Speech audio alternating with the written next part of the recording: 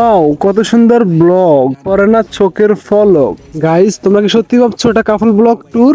আরে মিয়া ধুর, আসলে এরা বন্যায় ক্ষতিগ্রস্ত মানুষদের সাহায্য করতে যাচ্ছে আর চারদিকের পরিস্থিতি মানুষদেরকে ভিডিও করে দেখাচ্ছে। বন্যায় মানুষদেরকে সাহায্য করার জন্য বউ নিয়ে এসেছে এরা।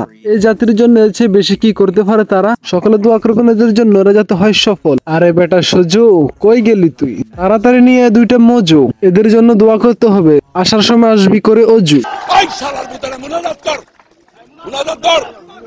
আরে বেটা শিশু, ভালো করে দেখ, এরা 5 জনের নৌকায় 10 জন উঠছে। এরা আবার কিভাবে মানুষকে সাহায্য করবে? তো এখনো কি চাপা মারবি নাকি সত্যটা পাবলিককে জানাবি? এরা 5 জনের নৌকায় 10 জন উঠে যাচ্ছে মানুষকে রক্ষা করতে। এই মাদারটাকে মনে হয় ভুলে গেছে বন্যার পানি তোরা ডুবে গেলে তোদের বাঁচাবে কে? সঠিক বলেছেন, আপনার বুদ্ধি ভালো। বিপদগ্রস্ত মানুষদেরকে নিয়ে নিচ্ছ তোমরা আজ মজা, একদিন তোমরাও পাবে এর সাজা। আর এদের মতো আমার মাদার চোদ ফোলাফান জন্ম নিল কেমনে? তুই বেটা থাকতে রাজা। বন্যায় গরু, ছাগল, কুকুর, বিড়াল কত কিছু মরলো, কিন্তু রয়ে গেল কিছু মানবতার ফোলা। তাই তো বিপদগ্রস্ত মা বোনদের জন্য নিয়ে এলো এই বাইয়াটি জয়া।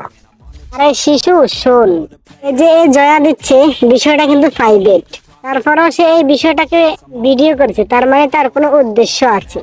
না হয় দেখ, যেখানে মানুষে আবার পানা খাইতে সে সেইখানে যাচ্ছে মানুষকে জয়া দিতে। এগুলো সব মানবতার ফেরিওয়ালার নামে ভণ্ডামি।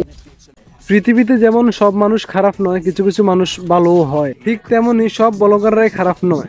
কিছু ব্লগাররা সত্যিকারেরই মানবতার ফেরিওয়ালা হয়। আর আমাদের কুমিল্লা, নোয়াখালী, লক্ষ্মীপুর, চাঁদপুর, আমরা এই জেলাগুলোর মানুষ গরিব নয়, হয়তো সময় খারাপ যাচ্ছে এটাই, আর অন্য কিছু নয়।